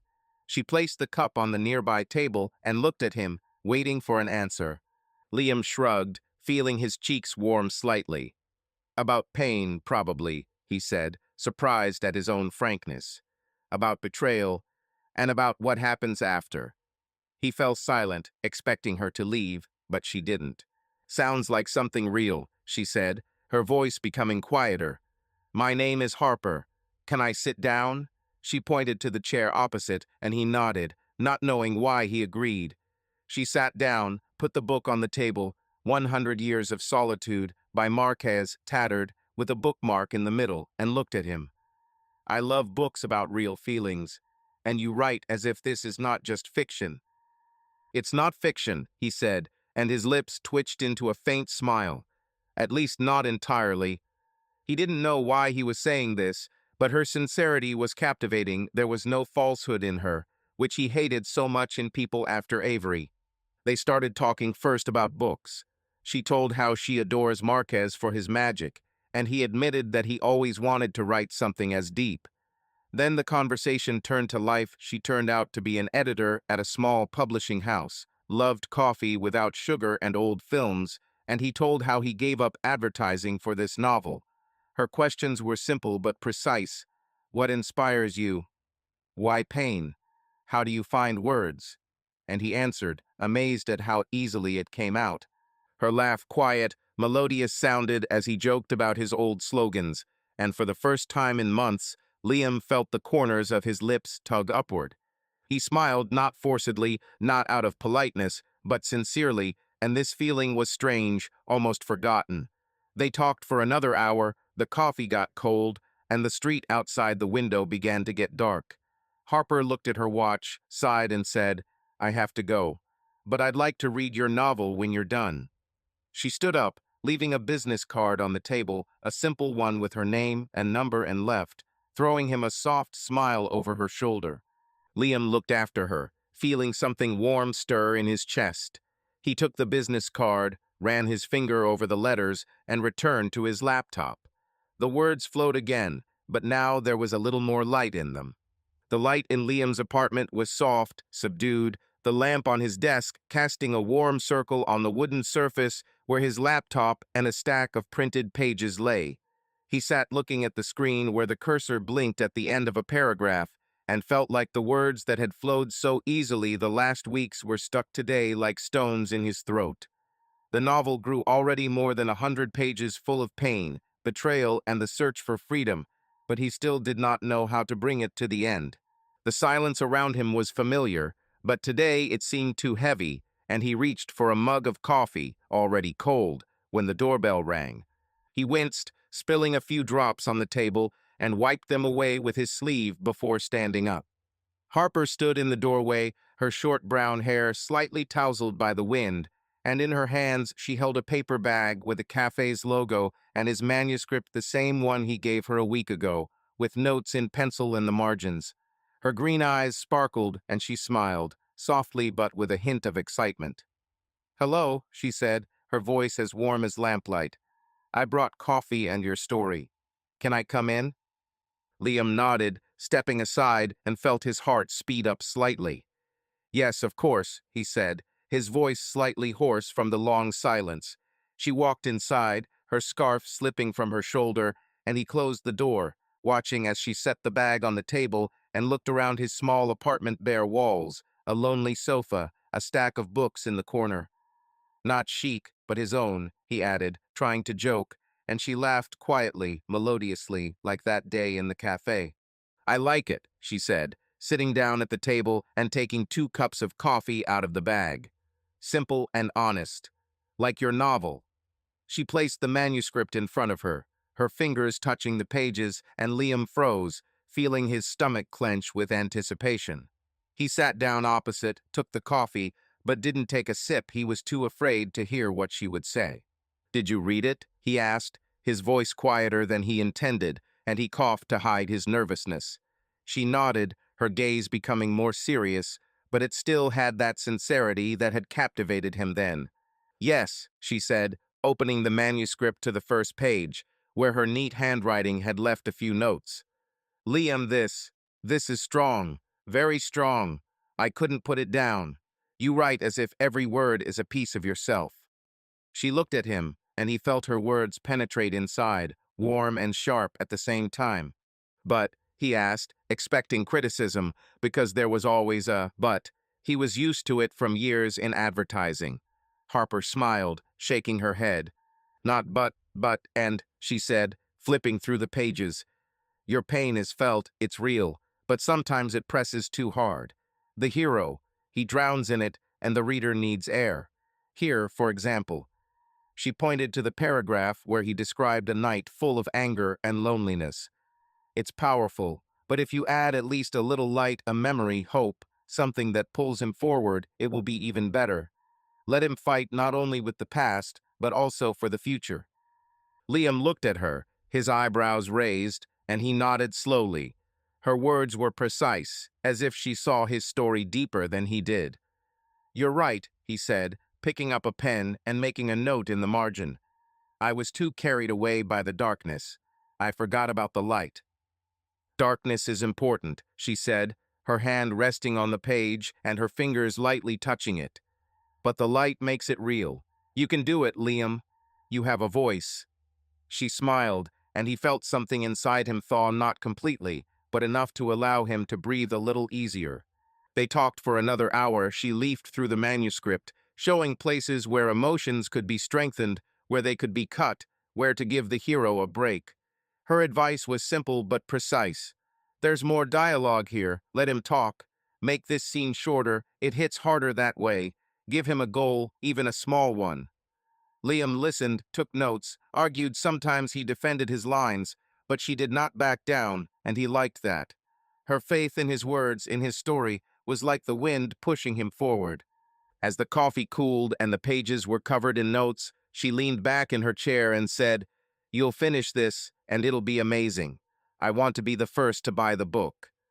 Her eyes sparkled, and Liam smiled wider than he had in the cafe, feeling her enthusiasm infect him. "Thank you," he said, and he meant it.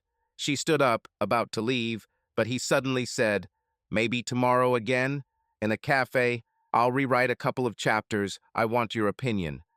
He hesitated, not knowing why he suggested this, but she nodded. "It's agreed," she said, and her smile was warm, like a ray of sunshine. She left, leaving behind a slight smell of coffee and the feeling that he was not as lonely as he thought. They started dating first in a cafe, where she read his new pages, and he listened to her advice, then walks in the park, dinners in small restaurants with shabby tablecloths. Harper was not like Avery, not bright, not demanding attention, but calm, deep, with a sharp mind and a soft laugh. She talked about books, about her work, about how she once spilled coffee on an author's manuscript and spent a week apologizing, and Liam found himself listening to her without stopping. Her faith in him, in his novel, in his talent was like fuel, and he could feel it changing him. He wrote faster, inspired by her words, her look, her "you can do it." The laptop now turned on every day, and the words flowed like a river after rain. He rewrote the scenes, added the light she was talking about, the hero's memories of the past, his first steps towards a new life, and the novel began to take shape. The pain was still there, in every line, but now it was leading to something, to freedom, to hope, to closure. He felt the story coming to an end, the hero he had created rising from the ashes, and it was his own reflection. One evening, after dinner, they were sitting in his apartment, Harper reading the last chapter he had finished that morning. She raised her eyes, her face was serious, but a smile trembled at the corners of her lips. "Liam," she said, her voice quiet, almost reverent. "This is it. You're almost done." She put her hand on his, and he felt the warmth of her skin, her faith, her presence. The novel was close to completion, and he knew that this was not only his merit, it was what they had in common.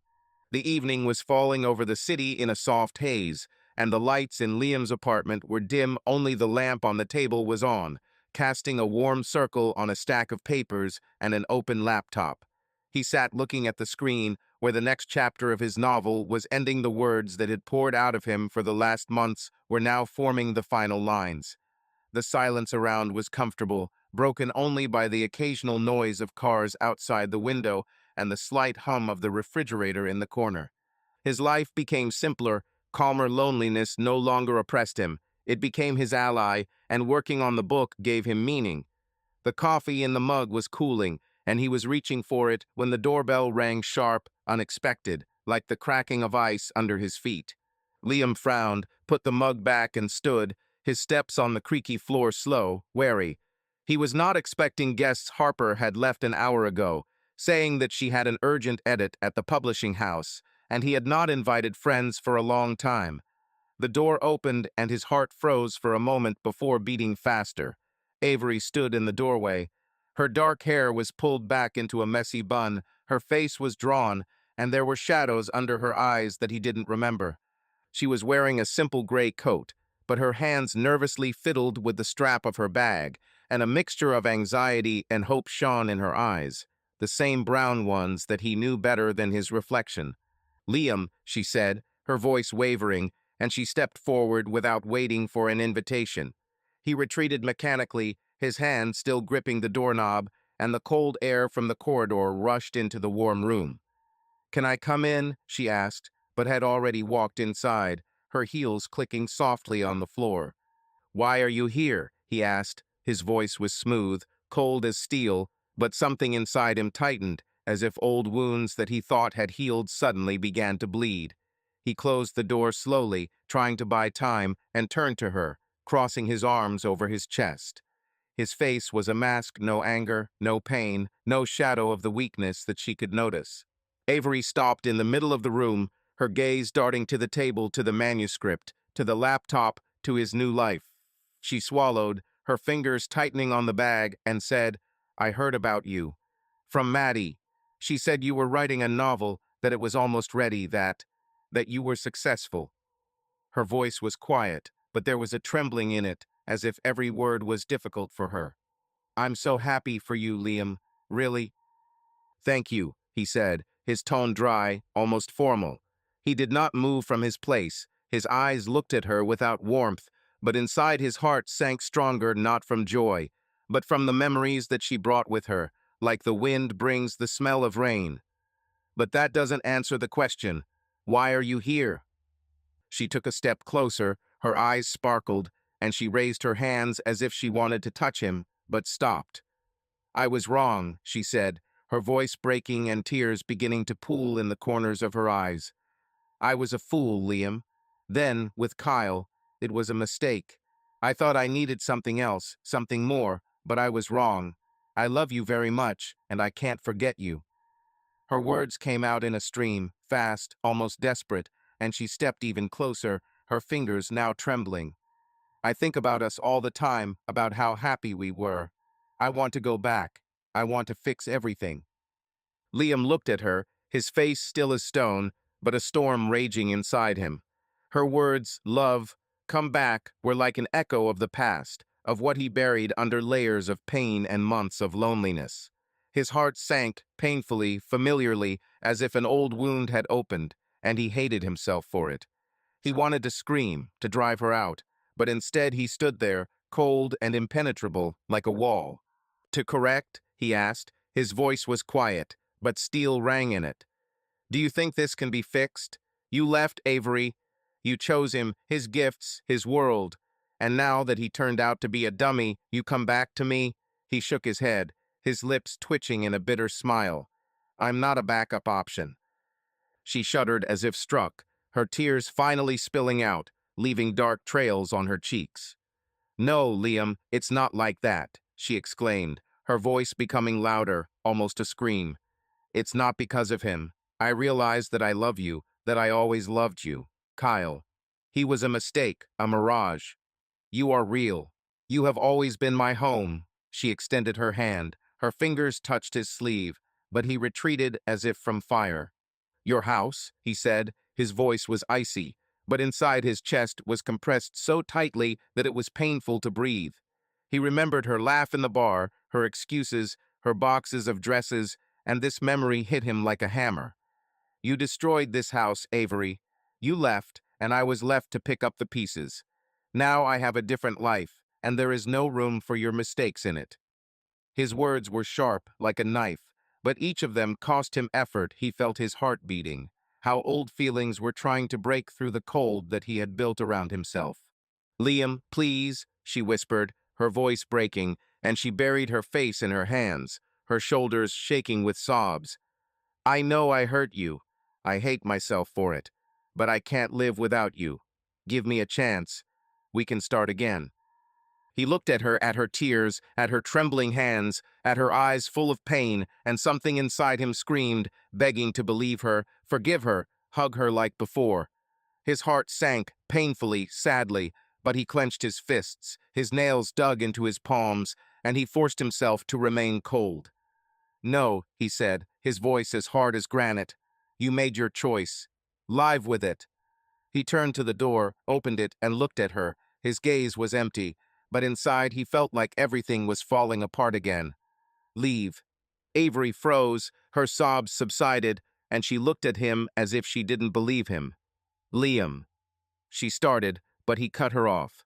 "Go away," he repeated, his voice getting louder, and he pointed down the corridor. She took a step back, her face wet with tears, and slowly walked towards the exit, her steps heavy, as if she was carrying the whole world. The door closed behind her with a soft click, and Liam was left alone, his chest tightening as if in a vice. He leaned against the wall, closed his eyes, and took a deep breath, feeling her words still ringing in his ears, but he refused to let himself break. Not again. The morning had started quietly, like so many others in recent months, but today there was something new in the air, an anticipation as light as the aroma of freshly brewed coffee that stood on the table in front of Liam. He sat in his small apartment, looking at the box that had been delivered by courier that morning. Inside lay his book, the first printed copy, still smelling of printing ink and paper. The cover was dark, with the title Shards of Freedom in silver letters, and his name, Liam Kennedy, stood out just below, modestly but proudly. He ran his fingers along the smooth surface, feeling his heart beat faster. It was not just a work, it was his pain, his struggle, his revival, packed into 280 pages. The book came out a few weeks after he completed final edits with Harper. Her publishing house, small but ambitious, took on the project with enthusiasm, and the first reviews appeared almost immediately. Raw but powerful, critics wrote. A story that breaks your heart but gives you hope, said readers in reviews. Liam didn't expect much, he just wanted his words to resonate with someone, but within a month of its release, the book began climbing the bestseller lists. First in the local newspaper, then in the national rankings, and finally he saw it in the window of a large downtown bookstore, next to the names he had once read with awe. Shards of Freedom became a bestseller, and this word, success, still sounded to him like something alien, unreal. The presentation was scheduled for the evening in that very bookstore, spacious, with wooden shelves reaching to the ceiling and soft light from lamps that created a cozy atmosphere. Liam stood behind the scenes, a small room with a sofa and a mirror, and looked at himself. A dark shirt, neatly buttoned, his hair a little disheveled, but he did not smooth it down, it was not his style. His hands shook slightly, and he clenched them into fists, trying to calm himself down. He was not used to attention, to crowds, to the fact that his voice would sound louder than the whisper in his head. But Harper was there. She walked in holding a copy of the book with a bookmark, her green eyes shining with pride. "Are you ready?" she asked. Her voice was soft, but there was a confidence in it that he sorely lacked. She came closer, straightened the collar of his shirt with a slight, almost imperceptible movement, and smiled. She wore a dark blue dress, simple but elegant, and her short hair brushed her shoulders as she moved. "I don't know," he said honestly. His voice was hoarse, and he coughed to hide it. "I'm not used to this. What if I forget what to say?" He looked at her, and her smile widened. "You won't forget," she said, placing her hand on his shoulder. "You wrote it, Liam. This is your story. Just tell it the way you told it to me." Her words were simple, but there was power in them, and he nodded, feeling her faith in him, the same one that had inspired him for months to give him support. The hall was full. Dozens of people were sitting on chairs, standing at the shelves, holding his book in their hands. Liam walked onto the small stage where there was a microphone and a table with copies for signing, and the spotlight flashed into his eyes. He blinked, swallowed, and looked at the faces, unfamiliar, curious, expectant.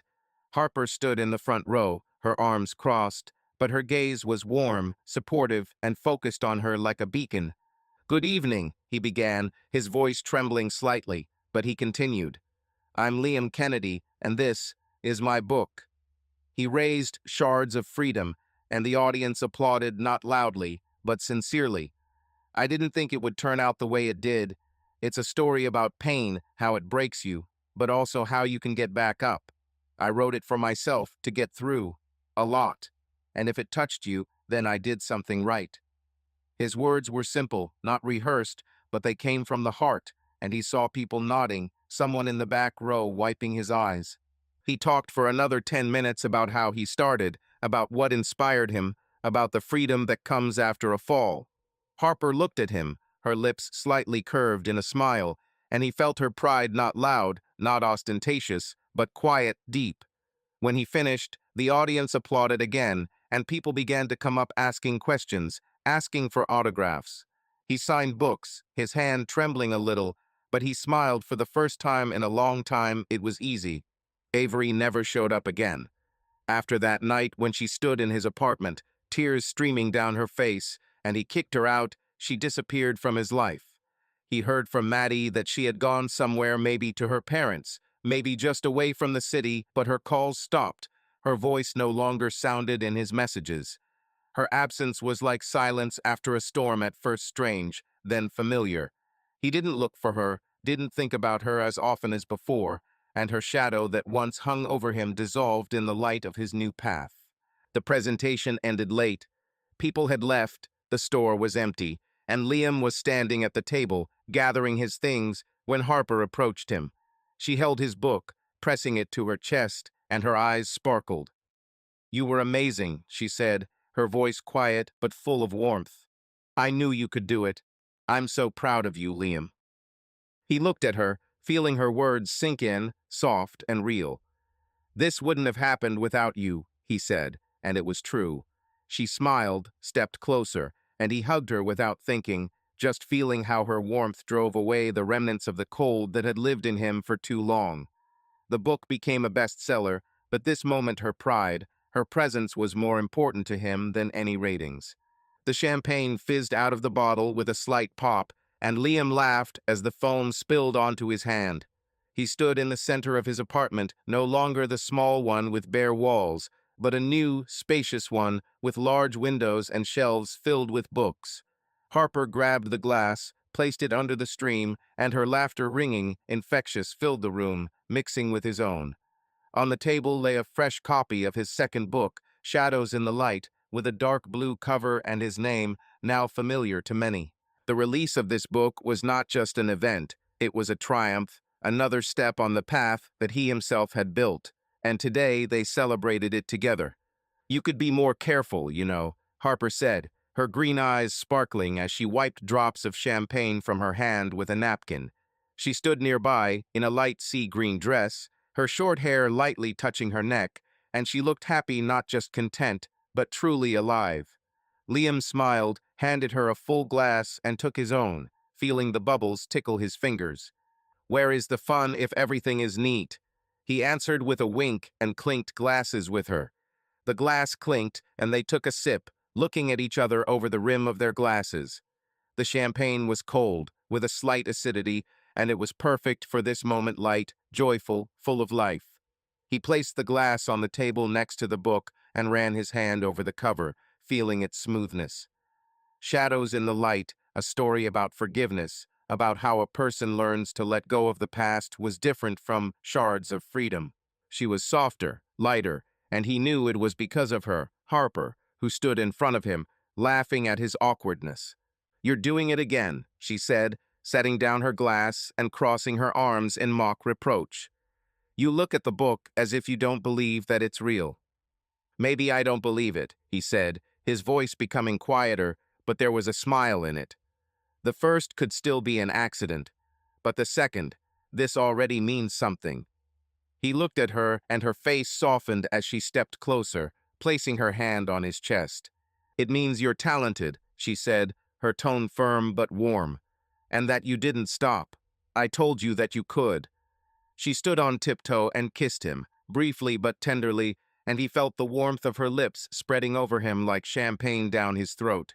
They laughed again, for no reason, just because they could.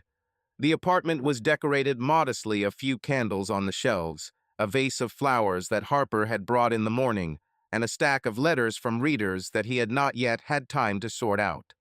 They sat down on the sofa, soft, with a bunch of pillows that she insisted on buying, and began to talk about the book, about how it ends with the scene where the hero looks at the sea and breathes freely for the first time in years, about how the critics are already writing their first reviews.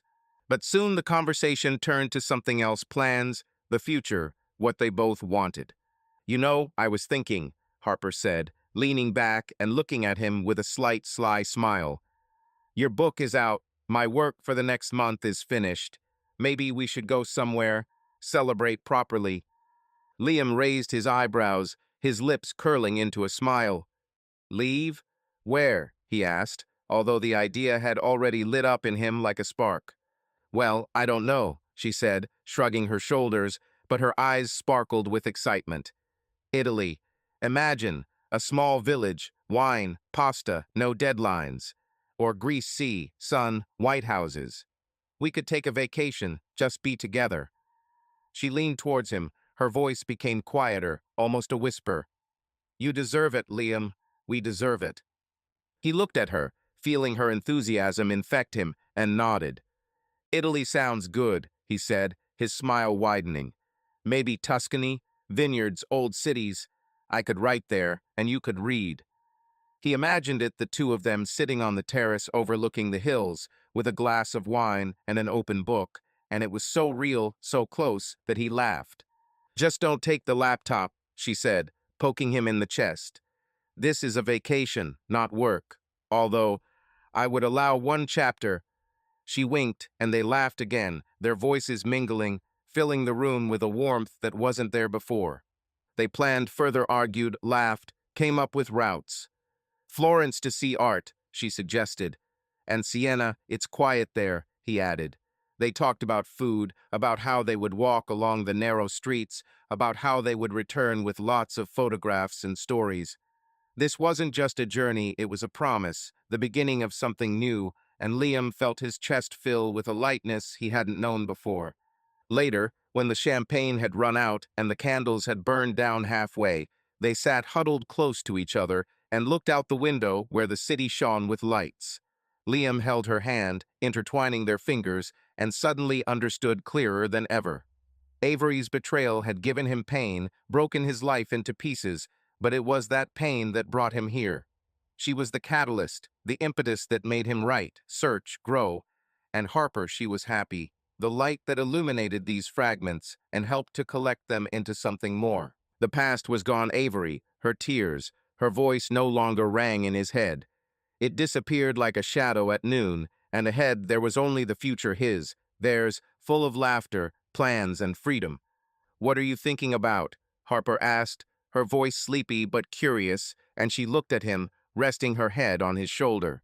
"About how lucky I am," he said, squeezing her hand a little tighter. "With you." She smiled, snuggled closer, and he knew that this was his new chapter, the real one, the one that he would write with her. Subscribe to our channel so that your love doesn't cheat on you, and go ahead and listen to the next story, because this story is nothing compared to the next one. If you're under 18, don't even think, click to the next one.